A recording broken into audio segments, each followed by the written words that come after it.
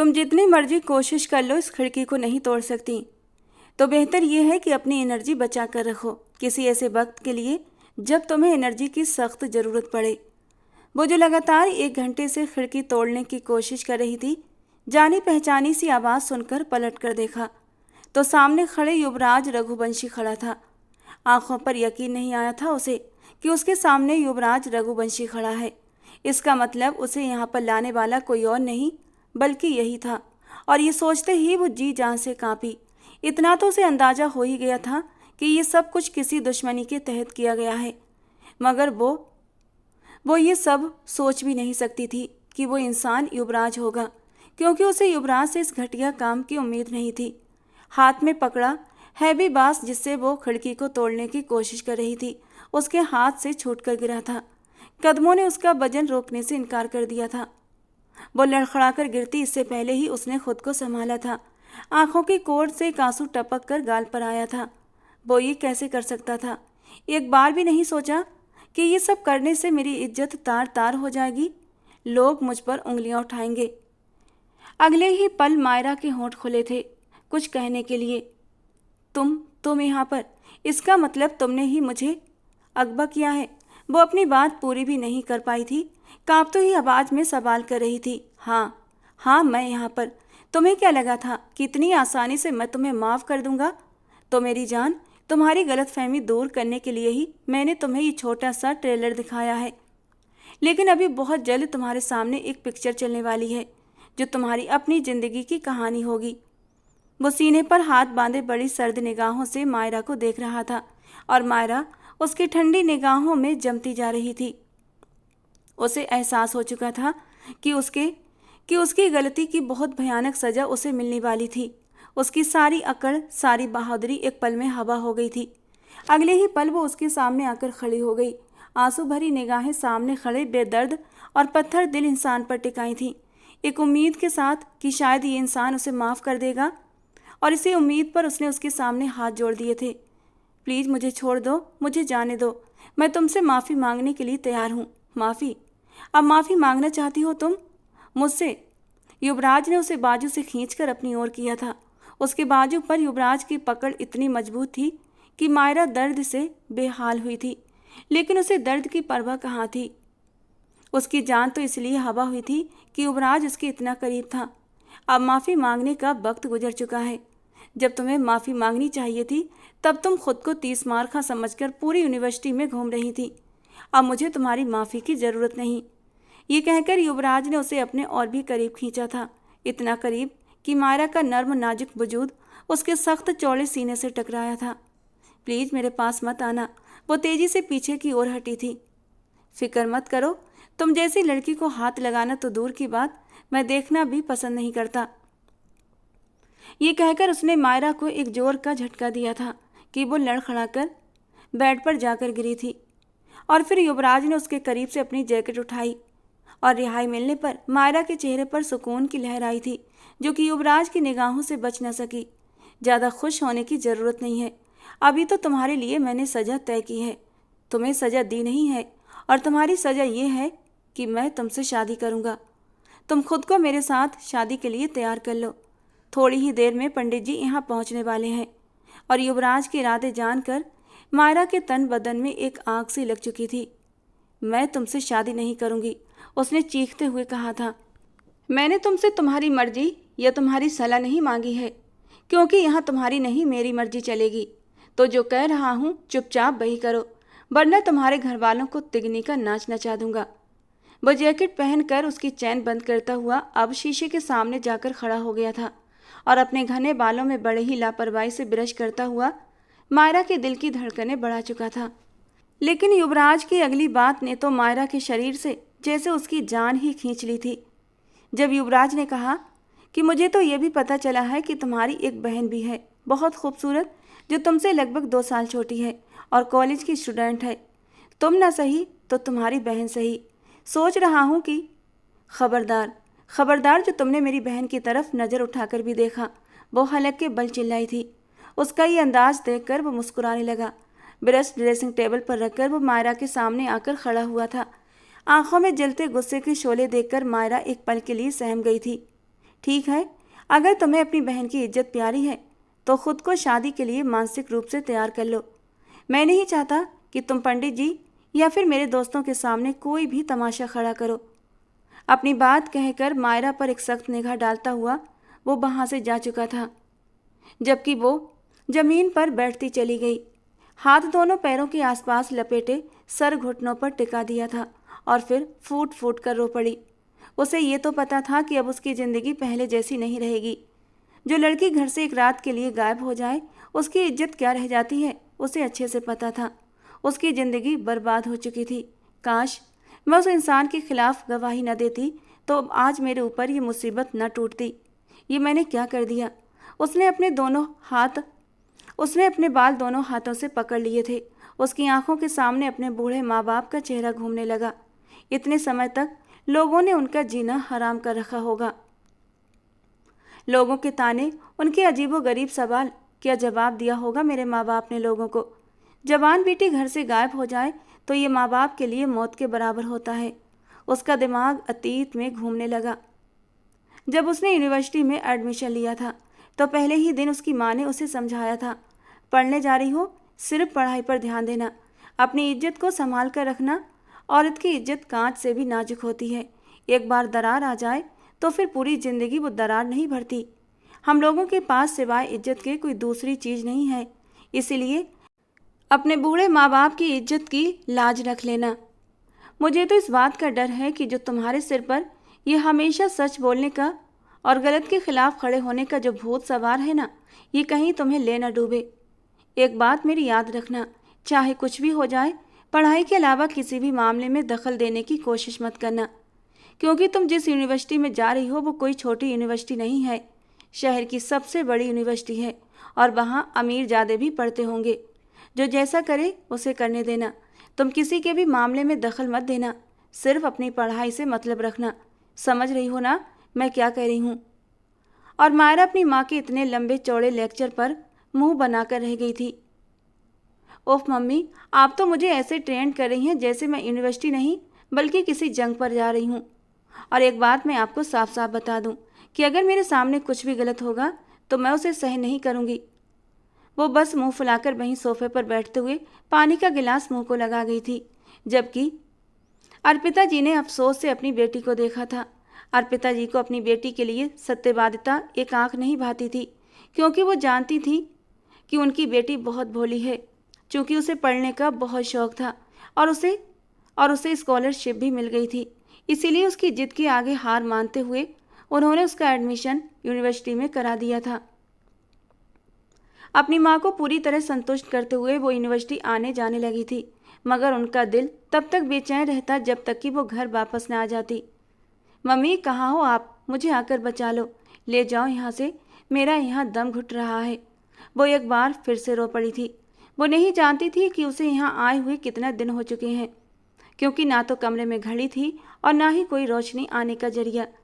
कमरे में खिड़की जरूर थी लेकिन वो बंद थी और रोशनी की एक किरण भी अंदर नहीं आ पा रही थी। वो फिर से उठी थी और एक बार फिर से खिड़की पर लगे ताले को खोलने की कोशिश करने लगी, लेकिन ताला बहुत मजबूती से लगाया गया था कि खुलकर ही नहीं दे रहा था। वो अपना दिमाग चलाने लगी। इस ताले को ताकत से तोड़ना उसके बस की बात नहीं थी, बस उसके लॉक को खोलना अब जरूरी था। और ताले को लॉक को खोलने के लिए मायरा इधर उधर नज़र दौड़ाने लगी कि कहीं कोई ऐसी चीज़ मिल जाए जिससे कि ताले का लॉक खोला जा सके। अचानक ही उसकी नज़र बेड के पास बनी एक दराज पर पड़ी थी। उसने जल्दी से जाकर वो दराज खोला और एक पल में ही उसकी आंखें चमक उठी थीं। उसे उम्मीद नहीं थी कि उसे इतनी जल्दी कैद से रिहाई मिल सकती थी। सामने ही एक चाबी पड़ी हुई थी। उसका दिल तेजी से धड़कने लगा। उसने दोबारा एक नज़र खिड़की पर लगे ताले पर डाली। शायद इस ताले को ये चाबी से ताला खुल जाए। उसके दिल में उम्मीद की किरण जागी थी। हे भगवान, मेरी सहायता कर। उसने दिल ही दिल में भगवान से प्रार्थना की और फिर भगवान का नाम लेकर ही वो ताला खोलने लगी। अगले ही पल उसका दिल खुशी से धड़क उठा था, क्योंकि क्लिक की आवाज़ के साथ वो ताला एकदम से खुल गया था। उसे अपनी आंखों पर यकीन नहीं हो रहा था। एक पल भी देर किए बिना उसने वो खिड़की खोली और बाहर की ओर छलांग लगा दी। वो इस वक्त निचले वाले हिस्से में मौजूद थी और उसे नीचे कूदने में कोई दिक्कत नहीं हुई थी। अब उसका रुख बाहर के दरवाजे की ओर था, जहां इस वक्त कोई भी खड़ा नहीं था। दरअसल युवराज उसे एक पुराने बंगले पर लेकर आया था, ताकि उसके घर वालों को भी उसके किए का पता न चल सके। युवराज के तो बहमो गुमान में भी नहीं होगा कि मायरा इतनी आसानी से उसकी कैद से छूटकर भाग सकती है, और इसीलिए उसने बाहर कोई खास सिक्योरिटी नहीं लगाई थी। वो चुपचाप घर का बाहरी दरवाजा पार कर गई थी। वो तेजी से भागी चली जा रही थी और डर के मारे बार बार पीछे मुड़कर भी देख रही थी कि कहीं ऐसा न हो कि वो जालिम इंसान फिर से उसके पीछे आ जाए। युवराज ने शादी के सारे इंतजाम कर लिए थे और अब मायरा को बताने के लिए वो फिर से कमरे के अंदर आया था। लेकिन जैसे ही उसने कमरे का दरवाज़ा खोला, उसकी आंखें हैरत और गुस्से से सिमट गई थी। मुट्ठियों को कसकर भींचते हुए उसने अपने गुस्से को कंट्रोल करने की कोशिश की थी। सामने खाली कमरा उसका मजाक उड़ाता हुआ महसूस हो रहा था। खिड़की खुली हुई थी, ताला जमीन पर पड़ा था, जिसके साथ ही एक चाबी लगी हुई थी। रामदीन, वो गले के बल चिल्लाया था। उसने गार्ड्स को समझाया था कि इस कमरे को अच्छे से चारों तरफ से बंद कर देना, ताकि उसके पास निकलने का कोई भी रास्ता न बचे। मगर गार्ड की बेवकूफ़ी ये हुई कि उसने उस खिड़की को ताला तो लगा दिया था, लेकिन बेध्यान होकर चाबी उसी कमरे में रखी एक दराज में डाल दी। अभी और इसी वक्त उस लड़की को ढूंढो। मुझे वो लड़की 5 मिनट के अंदर अंदर इस हवेली में चाहिए। अगर तुम लोग उस लड़की को ढूंढने में नाकाम रहे तो तुम सबको इसी कमरे में बंद कर दूंगा, और साथ ही साथ तुम्हारा खाना पीना भी बंद कर दूंगा। अपने साहब की बात सुनकर वे लोग बाहर की ओर भागे थे। दरवाजे पर चौकीदार नहीं था। दरअसल दोपहर के खाने का वक्त हो चुका था और चौकीदार खाना खाने के लिए अपनी एनेक्सी में गया था, और उसी दौरान ही वो वहां से भागने में कामयाब हो गई थी। वो जो डर के मारे बार बार पीछे मुड़कर देख रही थी, सामने आने वाली गाड़ी की तरफ उसका ध्यान नहीं गया था। वो बड़ी मुश्किल से उससे टकराते टकराते बची थी। गाड़ी से एक नौजवान बाहर निकला। तुम पागल हो गई हो क्या? अगर मरने का इतना ही शौक है तो जाकर कोई और तरीका ढूंढो मरने का। क्यों मुझे जेल भिजवाने का इरादा रखती हो?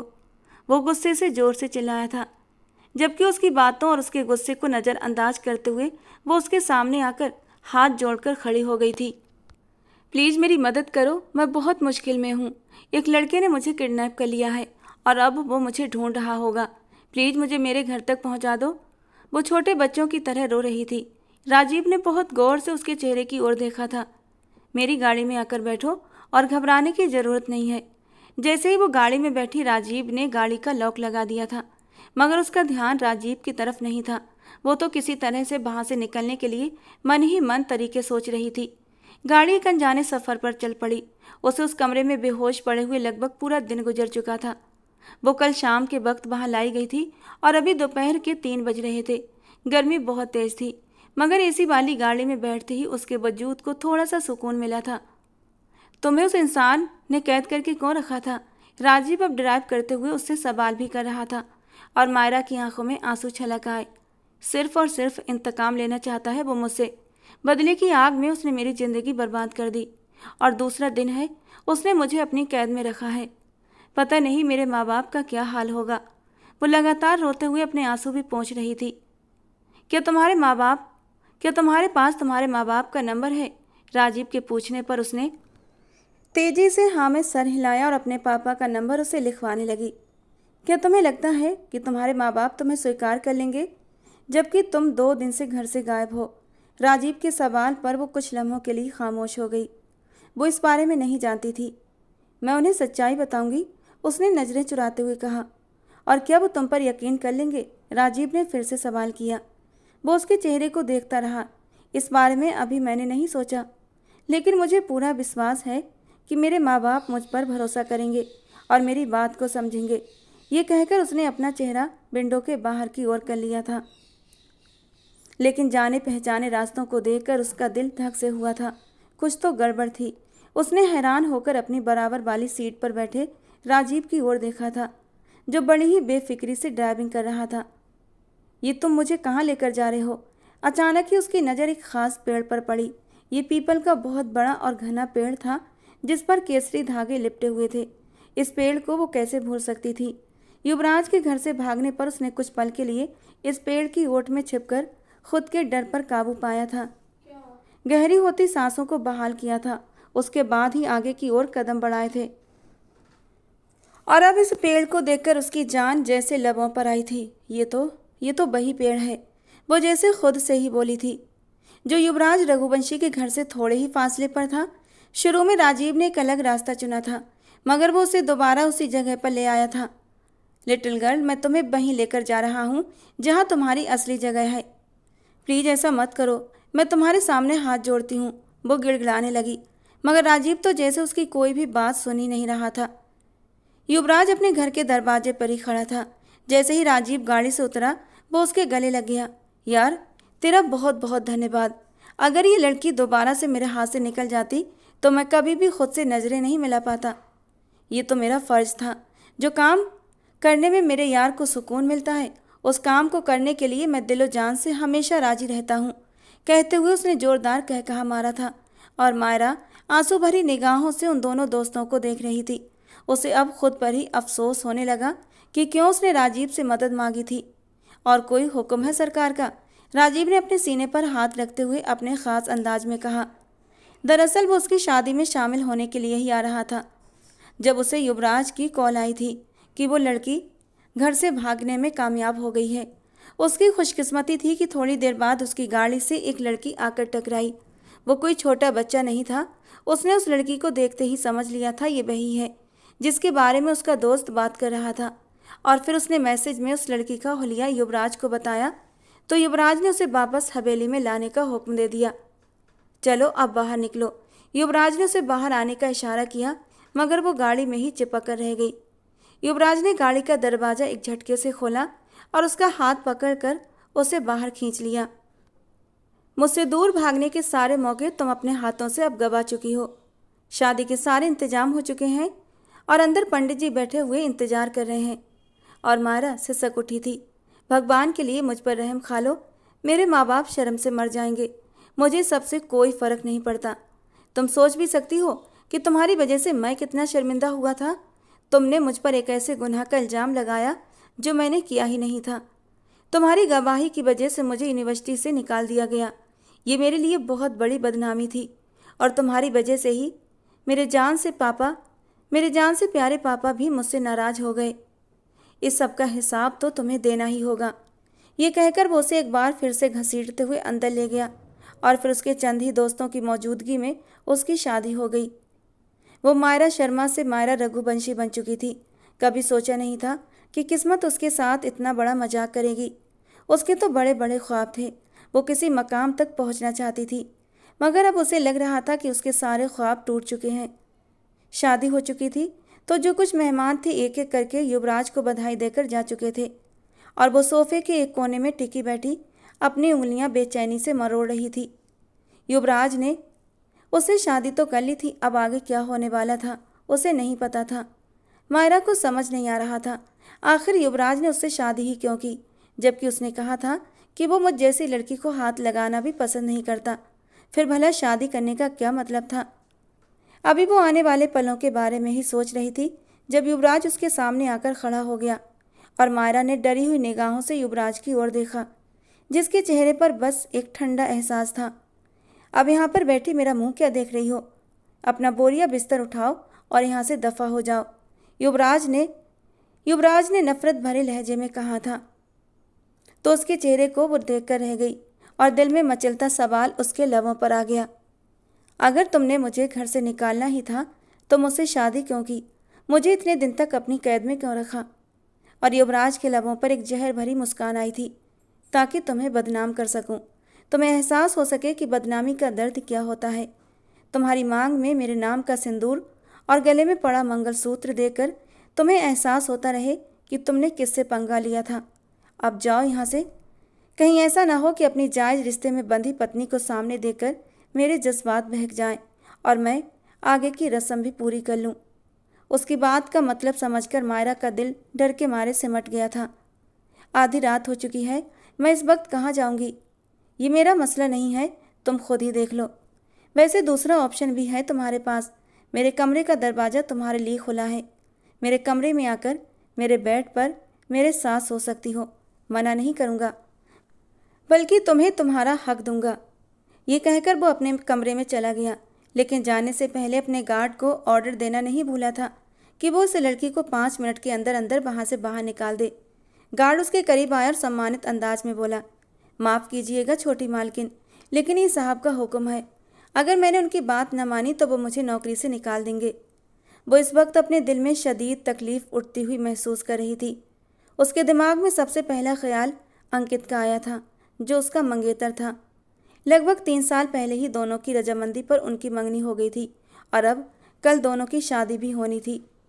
ठीक हल्दी वाले दिन युवराज ने उसे कैद कर लिया था। वो पहले से सारी प्लानिंग कर चुका था। उसे पता था कि मायरा की शादी है और वो ऐसा कैसे होने दे सकता था कि मायरा उसकी ज़िंदगी बर्बाद करके खुद अपनी ज़िंदगी में आगे बढ़े और सुकून से जिए। उसने उसके सुकून को ज़िंदगी भर के दुख में बदल दिया था। और अब जब मायरा को अंकित का ख्याल आया तो उसकी आंखों में आंसू आ गए थे, क्योंकि अब तो सब कुछ बर्बाद हो गया था। युवराज के इंतकाम ने उसकी ज़िंदगी को तबाह कर दिया था। वो इस वक्त एक वीरान सड़क पर चल रही थी। उसकी आंखों से तेजी से आंसू बह रहे थे। अब ना तो वो किसी से डर कर भाग रही थी और ना ही उसे अब घर वापस जाने की जल्दी थी, क्योंकि जानती थी कि तूफान होकर तो गुजर चुका है। जितनी तबाही होनी थी वो हो चुकी है। थोड़े ही फासले पर उसे एक टैक्सी आती हुई दिखाई दी थी। उसने टैक्सी को देखकर हाथ हिलाया था। फिलहाल उसके पास पैसे नहीं थे। उसने सोचा जैसे ही घर के दरवाजे पर पहुंचेगी अपने भाई से पैसे लेकर टैक्सी वाले को दे देगी।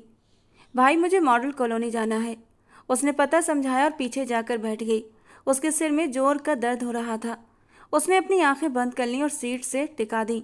उसे हर चीज़ से नफरत महसूस हो रही थी और यही वजह थी कि उसने ना तो ड्राइवर पर ध्यान दिया और ना ही उसकी आंखों में छिपे इरादों को पढ़ने की कोशिश की। मैडम जी, आप रात के इस पहर यहाँ अकेली क्या कर रही थी? तुम अपने काम से काम रखो और जो एड्रेस तुम्हें बताया है उस जगह पर मुझे पहुँचाओ और फिर चलते फिरते नजर आओ।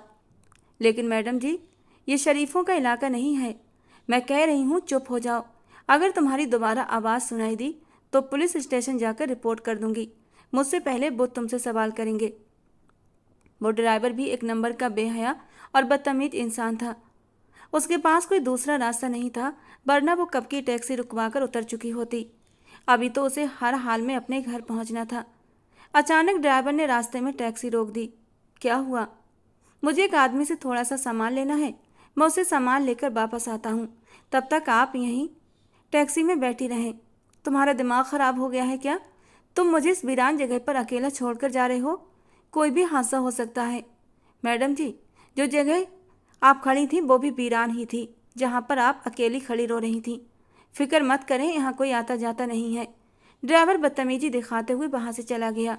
एक लम्हे के लिए उसके दिल में आया कि वो इस टैक्सी को छोड़ दे और उतर जाए, क्योंकि उसे ड्राइवर का अंदाज अब सही नहीं लग रहा था। लेकिन वो उस वीरान जगह पर उतरकर कहाँ जाती? उसके पास इस टैक्सी में बैठे रहने के अलावा दूसरा कोई चारा नहीं था।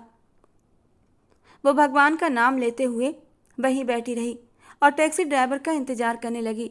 थोड़ी ही देर में वो आता हुआ दिखाई दिया था, लेकिन वो अकेला नहीं था, बल्कि उसके साथ एक और आदमी भी आया था, जिसकी बड़ी बड़ी काली मूछें थीं और आंखें एकदम लाल। वो उस वक्त होश में नहीं लग रहा था। इससे पहले कि वो उस आदमी के बारे में कुछ पूछती, ड्राइवर ने कपड़ा उसके मुंह पर रख दिया। थोड़ी ही देर में वो इस दुनिया से बेखबर हो गई थी। अब इस लड़की का क्या करना है? ड्राइवर के बगल में बैठे आदमी ने पूछा। शेरू मुस्कुरा दिया। इस लड़की को अपनी मालकिन नीलम बाई के हवाले करना है। मुझे पूरा यकीन है इस बार हमें 1 करोड़ मिलकर रहेगा। इस बार मैंने बहुत ही खूबसूरत लड़की ढूंढी है। नीलम बाई इस लड़की से काफ़ी पैसा कमाएगी। वो उसे लेकर नीलम बाई के कोठे की ओर बढ़ गया। नीलम बाई ने जब उस लड़की को देखा तो देखती ही रह गई। ऐसा बेदाग हुस्न कि नीलम की नज़रें नहीं हट रही थी मायरा के चेहरे से। वो बेहोशी की हालत में थी। घनी पलकें गुलाबी गालों पर टिकी हुई थीं, नरम गुलाबी होंठ जो शायद भूख प्यास की वजह से मुरझा गए थे। ऐसी खूबसूरत नाजुक काया कि नीलम बाई का दिल एक पल के लिए मचल उठा था। वाह शेरू वाह, तुमने तो आज कमाल ही कर दिया। तुम्हें 1 करोड़ नहीं बल्कि पूरा 1.5 करोड़ दूंगी। ये लड़की तो किसी कीमती नगीने से कम नहीं है। मैं इसे सबसे पहले सेठ के हवाले करूंगी। वो मुझे इसकी एक मोटी रकम अदा करेगा। उन्होंने वहां बैठे बैठे ही फैसला कर लिया था। इस वक्त वो दुनिया जहान से बेखबर थी। वो नहीं जानती थी कि उस पर कितनी बड़ी कयामत गुजरने वाली है। बेगम साहिबा, आप जाने और आपका काम जाने। मेरा मकसद इस लड़की को आप तक पहुंचाना था। बस आप मेरे हिस्से के पैसे मेरे अकाउंट में ट्रांसफ़र कर दें।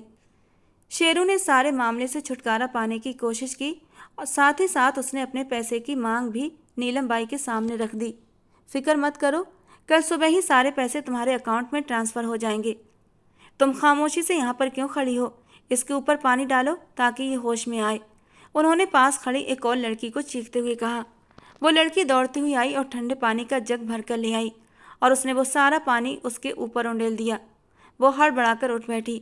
देखा तो किसी अनजान जगह पर मौजूद थी। वो बुरी तरह घबराई थी। चकराते सर को अपने हाथों में थाम लिया। ये मैं कहाँ हूँ? उसके दिमाग में वो सारे पल घूमने लगे कि वो टैक्सी ड्राइवर उसके करीब बढ़ रहा था और फिर उसके मुंह पर एक रुमाल रख दिया था। उसके बाद वो बेहोश हो गई थी। इसका मतलब उस टैक्सी ड्राइवर ने ही ये सब कुछ किया है। रात का समय था। नीलम बाई ने पल्लवी को हुक्म दिया कि वो उस लड़की को बाहर लेकर आए ताकि वो भी कुछ खा ले। जिस तरह की कमजोरी मायरा को लग रही थी वो ये बताती थी कि वो पिछले 3 दिनों से लगातार भूखी थी। हालांकि युवराज ने उसके लिए खाना भेजा था, लेकिन उसे उस वक्त इतना गुस्सा था कि उसने खाना उठाकर दीवार पर दे मारा था। इसके बावजूद भी उसके कमरे में खाना आता था और उसने जिद और गुस्से में आकर खाने को हाथ भी नहीं लगाया था। और अब तो उसे ऐसा लगने लगा था जैसे उसकी भूख ही मर चुकी हो। पल्लवी ने उससे आकर कहा तो उसने सख्ती से इनकार कर दिया। उसी वक्त नीलम बाई भी कमरे में दाखिल हुई थी। ये नखरे अपने बाप के घर में दिखाना, यहाँ तुम्हारे नखरे बर्दाश्त नहीं होंगे। तुम्हें अपना ख्याल रखना होगा। अगर तुम्हारे हुस्न में जरा सी भी कमी आई तो तुम्हें अधमरा कर दूंगी। अपनी डाइट का ख्याल रखो ताकि तुम्हारे चेहरे पर रौनक आए और तुम ज़्यादा से ज़्यादा मर्दों को अपनी ओर खींच सको। ये सुनकर उसने तकलीफ से अपनी आंखें बंद कर लीं। वो जो हमेशा खुद को इन सब चीज़ों से बचा कर रखती थी, जिसने हमेशा अपनी इज्जत की हिफाजत की थी, जो हमेशा खुद को छिपा कर रखती थी, वो सोच भी नहीं सकती थी कि इस तरह से जलीलो रुस्वा हो जाएगी। हे भगवान, ये कैसी आजमाइश है और ये कब ख़त्म होगी? वो सिर्फ सवाल कर सकती थी, उसके पास इसका कोई जवाब नहीं था। युवराज, मैं तुम्हें कभी माफ़ नहीं करूँगी। तुम्हें मेरी आह लगेगी। तुम्हारी ज़िंदगी से सुकून गायब हो जाएगा। जितनी तकलीफ़ें मैं उठा रही हूँ तुम भी उतनी ही तकलीफ़ें उठाओगे। तुम मुझसे माफ़ियाँ मांगने के लिए मुझे ढूंढते फिरोगे, मगर मैं तुम्हें कभी माफ़ नहीं करूँगी। उसे युवराज से नफरत महसूस हो रही थी। थोड़ी ही देर बाद नीलम बाई के साथ पल्लवी बाहर निकल गई थी। साथ ही साथ वो भी उसके साथ बाहर आई थी। खाने को उसने कुछ ही निवाले लिए थे, मगर नीलम बाई के लिए इतना ही काफ़ी था। तो तुमने आगे के बारे में क्या सोचा है? उन्होंने अचानक ही उसे सवाल किया। मैं आपकी बात समझी नहीं। साफ मतलब है कि तुम काम कब से शुरू कर रही हो? वैसे तो मैंने सोचा था कि तुम्हें सेठ प्रीतम दास के हवाले कर दूं, लेकिन अगर उससे पहले मुझे कोई बड़ी आसामी मिल जाती है तो तुम्हें उसके सामने भी पेश कर दूंगी। अगर तुम मेरा साथ देने का फैसला करो और मेरे साथ कदम से कदम मिलाकर चलो तो तुम ऐश करोगी। नीलम बाई की बात सुनकर मायरा गुस्से से चीख पड़ी थी। मुझे ऐसी ऐश भरी जिंदगी नहीं चाहिए जिसमें मुझे अपना जिस्म बेचना पड़े। अरे देखो तो सही, कोठे में बैठकर कैसी बातें कर रही है। नीलम बाई ने उसकी नादानी पर हंसते हुए कहा। वहाँ और भी लड़कियाँ थीं। कुछ लड़कियाँ नीलम बाई के साथ हंसने लगीं तो कुछ लड़कियाँ अफसोस से मायरा को देखने लगीं। चलो अब अपने कमरे में जाओ, काफ़ी रात हो गई है। और हाँ, एक बात कान खोलकर सुन लो, यहाँ से भागने की कोशिश भी मत करना, वरना मुंह की खाओगी। युवराज उस वक्त बेचैनी से अपने कमरे में चक्कर काट रहा था। राजीव खामोशी से सोफे पर बैठा उसे इधर से उधर चक्कर लगाते हुए देखे जा रहा था। वो लड़की कहाँ पर होगी? उसने राजीव से सवाल किया। मुझे क्या पता यार, तूने खुद ही तो उसे अपने घर से निकाला था। राजीव उस वक्त बेफिक्र नजर आ रहा था। मैंने अपने आदमियों से पता करवाया था, वो अपने घर भी नहीं पहुंची है और यहाँ पर भी नहीं है। आखिर वो गई तो गई कहाँ? तुझे उससे क्या मतलब? तेरा काम तो सिर्फ और सिर्फ उसे बर्बाद करना था ना, तो तू उसे बर्बाद कर चुका है। अब उसके बारे में ज़्यादा मत सोच, वरना तेरा अपना दिमाग खराब होगा। वो मेरी पत्नी है। युवराज हलक के बल चिल्लाया था तो राजीव उसके चेहरे की तरफ हैरानी से देखने लगा। तुझे कब से सबसे फर्क पड़ने लगा? तूने तो मुझे कहा था कि ये शादी तूने सिर्फ उसे उसकी नज़रों में गिराने के लिए की है और चंद ही दिनों बाद तू उसे तलाक भी दे देगा। उसके माथे पर तलाक का धब्बा लगाकर उसे ज़िंदगी भर की तकलीफ देगा। फिर ये पति पत्नी का ड्रामा क्यों कर रहा है? 1 मिनट, कहीं ऐसा तो नहीं कि तुझे अफसोस हो रहा है कि तूने उसे छुए बिना ही जाने दिया? अगर ऐसी बात है तो इसमें भी गलती तेरी है। अगर तुझे उसे इस्तेमाल ही करना था तो पहले कर लेता। शादी करने की क्या? इससे पहले कि वो कुछ और कहता, युवराज ने एक जोरदार मुक्का उसकी नाक पर रखा था। उसकी नाक से खून का फव्वारा निकला था। ये क्या बदतमीजी है? तू होश में तो है? वो हलक के बल चिल्लाया। अगर दोबारा मेरी पत्नी के बारे में फिजूल बात की तो मुझसे बुरा कोई नहीं होगा, युवराज ने उंगली उठाकर उसे धमकी दी थी। राजवीर अपने रुमाल से अपनी नाक के बहते खून को पोंछते हुए हैरानी से युवराज को देख रहा था। ये बात सच थी कि वो शादी उसने सिर्फ और सिर्फ इंतकाम की खातिर की थी, मगर अब उसे एकदम से उस लड़की की फिक्र होने लगी थी। न जाने इस रिश्ते में ऐसी कौन सी कशिश होती है कि दिल में खुद ब खुद अपने हमसफर के लिए एक नरम गुस्सा पनपने लगता है। राजीव भी हैरान हुआ था युवराज की हालत देखकर, और अब राजीव को अपने कहे हुए शब्दों पर पछतावा भी हो रहा था, क्योंकि वो समझ चुका था कि वो लड़की उसके दोस्त की ज़िंदगी में अब क्या अहमियत रखने लगी है, क्योंकि राजीव की आंखों में वो उस लड़की के लिए जुनूनी इश्क की चमक देख चुका था। और राजीव को समझते देर न लगी कि उसका दोस्त युवराज उस लड़की को पसंद करने लगा है, उससे मोहब्बत कर बैठा है। युवराज, संभालो खुद को, क्या हो रहा है तुम्हें? तुम तो ऐसे नहीं थे। मत भूलो कि उस लड़की की वजह से तुम्हारी जिंदगी खराब हुई है। एक पल के लिए राजीव डर गया था युवराज की आंखों में उस लड़की के लिए दीवानगी देखकर। वो गुस्से में मायरा को घर से निकाल तो चुका था, लेकिन भगवान न करे अगर उसके साथ कुछ गलत हो गया तो शायद राजवीर जिंदा न बचता। राजीव ये बात अच्छे से महसूस कर सकता था और इसीलिए वो उसे समझाने उसके करीब हुआ था। भूल जा युवराज, उस लड़की को भूल जा। वो तेरी जिंदगी नहीं है। तेरा मकसद उसे बर्बाद करना था और तूने उसे बर्बाद कर दिया है। अब अपनी ज़िंदगी में आगे बढ़। ऐसा नहीं हो सकता राजीव, मुझे लगता है मैंने बहुत बड़ी गलती कर दी है। मुझे ऐसा नहीं करना चाहिए था। मुझे रात के अंधेरे में उसे घर से बाहर नहीं निकालना चाहिए था। मुझे कुछ करना होगा। वो जल्दी से सोफे से उठकर खड़ा हुआ था और अब युवराज को खुद इस बात का एहसास होने लगा था कि वो उस लड़की को पसंद करता है और उससे मोहब्बत करने लगा है। उस रात युवराज ने उसे अपने घर से निकाल दिया था, मगर थोड़ी ही देर बाद अपने गार्ड्स को उसके पीछे भेजा था, लेकिन तब तक बहुत देर हो चुकी थी। शेरू उसे नीलम बाई के कोठे पर पहुंचा चुका था। उधर मायरा के घर में तो जैसे मातम का माहौल था। उसका भाई हर जगह मुंह छिपाता फिर रहा था, जबकि उसकी बहन और अपने ही घर में कैद होकर रह गई थी, क्योंकि उसके पिता ने सख्ती से हुक्म दे दिया था कि आज के बाद तुम इस घर से कदम भी बाहर नहीं निकालोगी। मेरी बेटी का कोई कसूर नहीं है। मैं जानती हूँ कि वो मासूम है, उसके साथ जरूर कोई हादसा हुआ है। मायरा की माँ ने रोते हुए कहा तो मनोज साहब ने उन्हें गुस्से से घूरा। खबरदार, जो अब तुमने दोबारा से उस लड़की की तरफदारी की, तुम्हारे बेकार के लाड नहीं उसे बिगाड़ा है।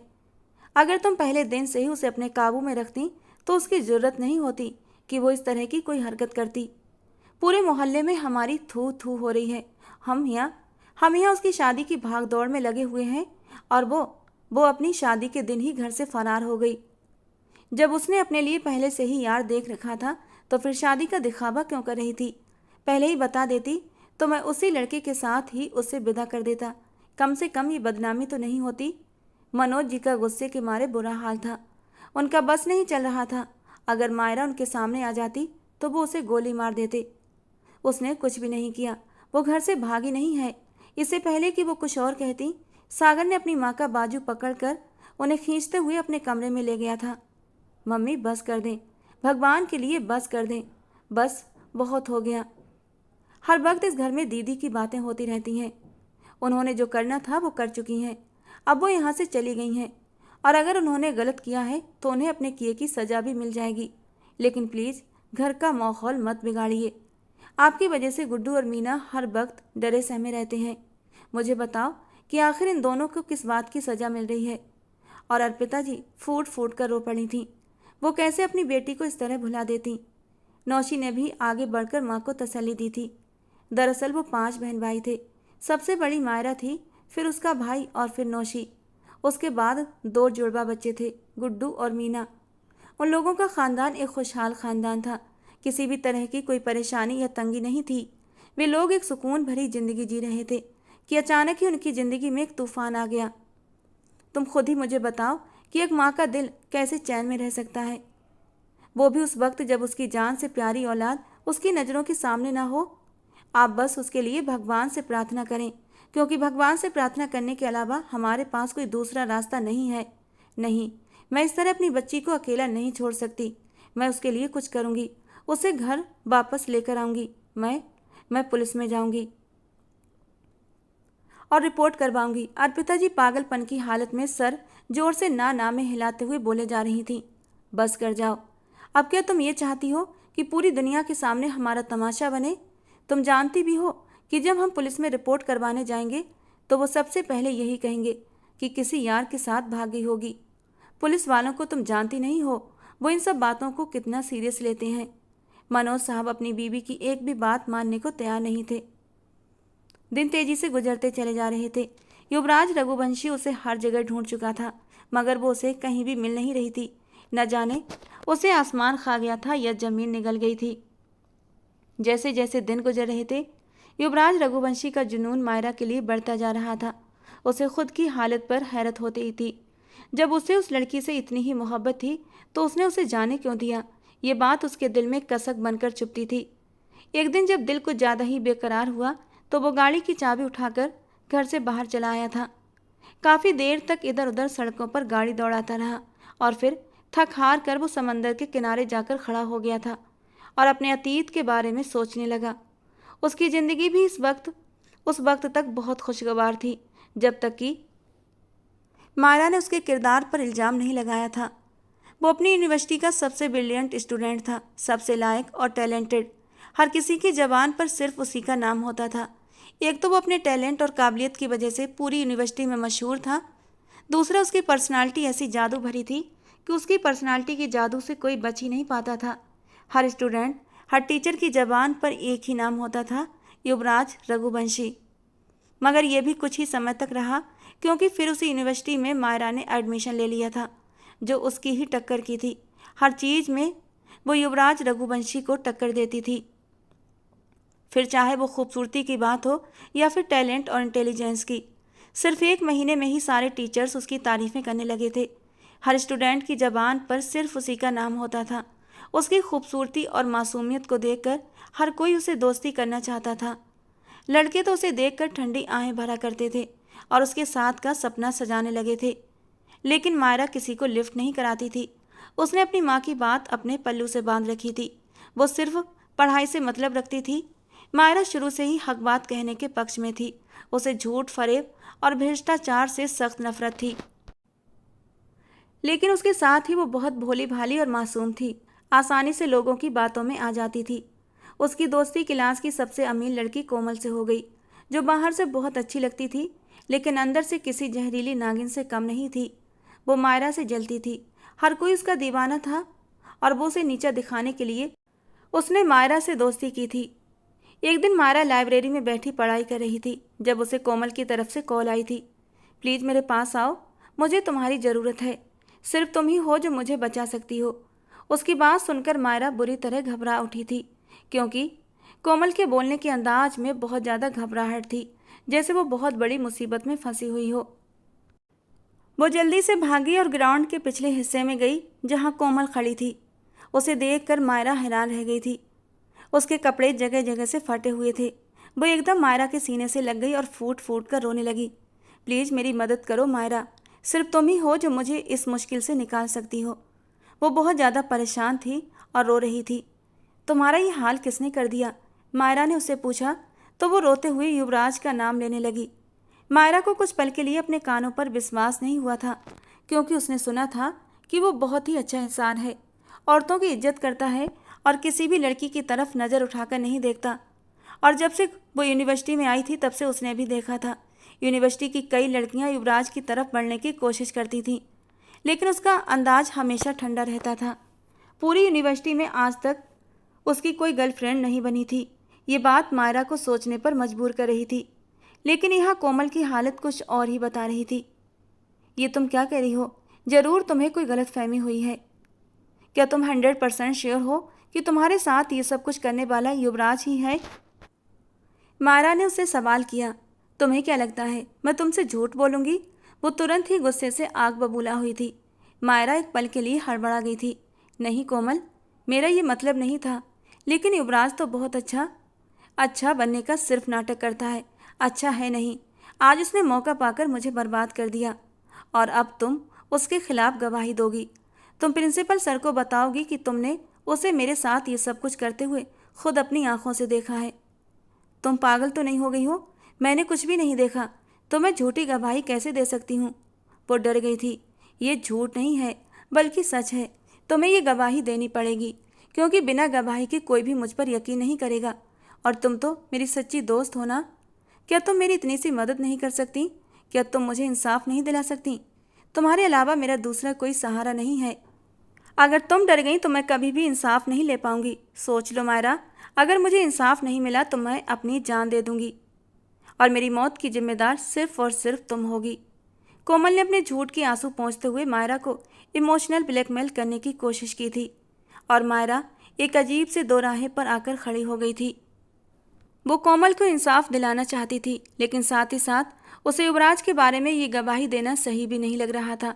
उसे सोचों में गुम देखकर कोमल फिर से बोली थी, तुम्हें मेरे लिए ये सब कुछ करना ही होगा। वो उसका हाथ पकड़कर उसे जबरदस्ती प्रिंसिपल के ऑफिस में ले आई थी और फिर उसी दिन उसने युवराज के खिलाफ गवाही दे दी। उधर युवराज जो मन ही मन मायरा को पसंद करने लगा था और सोच रहा था बहुत जल्द उस लड़की को प्रपोज करेगा और पढ़ाई खत्म होते ही उसे अपनी जिंदगी में शामिल कर लेगा। अब उसे मायरा से गहरी नफरत होने लगी थी। वो हर हाल में उससे बदला लेना चाहता था क्योंकि उस लड़की की वजह से न सिर्फ वो पूरी यूनिवर्सिटी में जलील हो गया था बल्कि बुरी तरह बेइज्जत करते हुए उसे यूनिवर्सिटी से निकाल दिया गया था। उसकी बरसों की बनाई हुई रेपुटेशन पल भर में खराब हो गई थी। स्टूडेंट और टीचर उसे अफसोस भरी नज़रों से देख रहे थे। कुछ स्टूडेंट्स आपस में बातें कर रहे थे कि बाहर से कितना सीधा साधा और शरीफ है और अंदर से काम पूरे बिलन वाले हैं। उसने एक नफरत और कहर भरी नज़र मायरा पर डाली थी और मायरा उसकी नज़रों की गर्मी से बुरी तरह दहल उठी थी। कुछ गलत होने का तुरंत एहसास हुआ था लेकिन अब क्या किया जा सकता था क्योंकि वो गवाही दे चुकी थी और तीर कमान से निकल चुका था। यूनिवर्सिटी से तो निकल ही गया था, इसके साथ साथ उसे उसके घर से भी निकाल दिया गया था। मायरा भी इस घटना के बाद बहुत ज़्यादा डर गई थी। कुछ दिन तो वो यूनिवर्सिटी भी नहीं गई थी क्योंकि प्रिंसिपल सर ने उसे मना कर दिया था। उसने अपने घर वालों को इसके बारे में कुछ भी नहीं बताया था क्योंकि जानती थी उसकी माँ बहुत परेशान हो जाएंगी। वैसे भी फाइनल होने वाले थे। उसने सोचा कि फाइनल के तुरंत बाद ही वो अपने गांव चली जाएगी और थोड़ा सा टाइम वहाँ बिताएगी। उसका आखिरी पेपर था उस दिन। वो यूनिवर्सिटी से वापस आ रही थी जब किसी ने पीछे से आकर उसके मुंह पर एक रुमाल रखा था और फिर उसे अपनी गाड़ी में धकेल दिया। उसे अंदाजा तो हो ही गया था ये काम जरूर युवराज का है, मगर इसके बावजूद वो एक बार उसे देखना चाहती थी क्योंकि कहीं ना कहीं उसका दिल इस बात को मानने से इनकारी था कि ये काम युवराज कर सकता है। और फिर जिस दिन युवराज उसके सामने प्रकट हुआ उस दिन उसके सारे शक यकीन में बदल गए थे। मायरा कोठे में रहते हुए लगभग 2 हफ्ते बीत चुके थे। इस दौरान उसके पास कोई भी आदमी नहीं आया था। शायद उसकी किस्मत अच्छी थी क्योंकि नीलम बाई उसका पहला सौदा किसी बहुत बड़ी पार्टी के साथ करना चाहती थी और वो पार्टी अभी तक नीलम बाई के हाथ नहीं लगी थी। जैसे ही नीलम बाई का पहला सौदा किसी बड़ी पार्टी से हो जाता उसके बाद नीलम बाई के हाथ में एक अच्छी मोटी रकम आ जाती और उसके बाद तो मायरा को रूटीन पर आना ही पड़ता, जो रूटीन कोटे का था, यानी हर रात नए नए मर्दों का आना और उन्हें खुश करना। उसके बाद मायरा को रोज़ रात खुद को एक नए मर्द के सामने पेश करना होता और वो रो रो कर भगवान से प्रार्थना करती थी, उसका धन्यवाद करती कि भगवान ने उसे अभी तक बचा कर रखा हुआ था। लेकिन कब तक मायरा खुद को बचा कर रख सकती थी? एक ना एक दिन तो कोठी की गंदगी उसके वजूद से लग ही जानी थी। उस दिन बहुत ही खुशगवार शाम थी। वो लॉन में बैठी हुई डूबते सूरज को देखे जा रही थी जब अचानक ही उसे अपने नाम की पुकार सुनाई दी। उसने पलट कर देखा तो पल्लवी खड़ी थी। इन 2 हफ्तों में पल्लवी ने उसका बहुत ख्याल रखा था। पल्लवी भी हालात की मारी हुई थी और कोठे पर आ गई थी। उसकी सौतेली माँ ने उसे कोठे पर बेच दिया था और पल्लवी ने भी इस कोठे से निकलने की कोशिश नहीं की थी क्योंकि उसके लिए तो चाहे कोठा था या फिर उसकी सौतेली माँ का घर, सब एक जैसा था।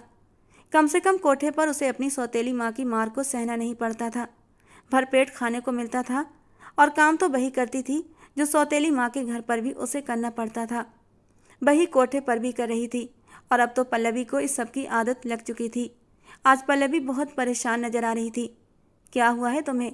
चेहरे पर 12 बज रहे हैं, मायरा ने मजाकिया अंदाज में पूछा। वक्त आ गया है, पल्लवी ने निगाहें झुकाते हुए जवाब दिया। क्या मतलब है तुम्हारा? किस बारे में बात कर रही हो? नीलम बाई का हुक्म है कि तुम्हें तैयार किया जाए। शाम के वक्त कोई खास और बहुत अमीर आदमी आ रहा है। नीलम बाई चाहती है कि तुम्हें इस आदमी के सामने पेश किया जाए। आज नीलम बाई को उसकी मनपसंद पार्टी मिल गई है और उन्हें उनकी मुंह मांगी रकम भी मिलेगी। ये तुम क्या कह रही हो? मैं सच कह रही हूँ। अब तुम्हारे पास फरार होने का कोई रास्ता नहीं है। बेहतर यही है कि कोई तमाशा किए बिना चुपचाप उनकी बात मान लो। आखिर बकरे की माँ कब तक खैर मनाएगी? अब जबकि तुम इस कोठे पर आ ही गई हो तो तुम्हें खुद को हालात के हवाले कर देना चाहिए। वो उसका हाथ पकड़कर कमरे में ले गई थी। उस दिन पल्लवी ने उसे तैयार किया था। मायरा बहुत हंसी लग रही थी, जैसे आसमान से उतरी कोई परी हो। वो किसी भी आदमी का दिल धड़काने की काबिलियत रखती थी। उसने तो सोचा था कि वो शादी करेगी और किसी की पत्नी बनेगी, एक नॉर्मल खुशगवार जिंदगी जिएगी, लेकिन उसके सारे सपने अधूरे रह गए थे। उसकी ज़िंदगी में शायद यही गंदगी लिखी हुई थी। आंसू लगातार उसकी आंखों से निकल रहे थे। प्लीज़ चुप कर जाओ, तुम्हारा मेकअप ख़राब हो रहा है, पल्लवी ने उसे डांटा। उसी वक्त नीलम बाई भी कमरे में आई थी और बोली, कितना वक्त हो गया है तुम दोनों को, जल्दी करो, वो ख़ास मेहमान आ चुके हैं और मैं उन्हें इंतज़ार नहीं करवाना चाहती। जल्दी से तैयार करो इसे और लेकर आओ। युवराज बाहर अपने कुछ दोस्तों के साथ खड़ा हुआ था। उसके 2 दोस्त ज़बरदस्ती उसे यहाँ पर लेकर आए थे, क्योंकि आज की रात युवराज ने मायरा के गम में कुछ ज़्यादा ही पी ली थी। वो अपने होश में नहीं था, लगातार मायरा मायरा चिल्ला रहा था। राजीव उसका मूड खुशगवार करना चाहता था। उसने सुना था यहाँ की लड़कियाँ बहुत खूबसूरत और दिलकश होती हैं, और वो ज़बरदस्ती युवराज का हाथ पकड़कर गाड़ी में बिठाकर यहाँ तक ले आया था। आज तुम्हारा दिल खुश न हो जाए तो कहना, उस लड़की को एक ही रात में भूल जाओगे। युवराज को वो कमरा दिखाया गया। नशे में झूमता युवराज कमरे के अंदर दाखिल हुआ था, लेकिन जैसे ही उसने सामने बैठी हुई शख्सियत को देखा, उसे लगा जैसे किसी ने जोरदार तमाचा उसके मुंह पर मारा हो। सारा नशा एक पल में हवा हो गया था। मायरा भी चक्कर खाकर बेहोश हो गई थी। तुम लोगों की हिम्मत कैसे हुई मेरी बीबी के साथ ऐसा सलूक करने की?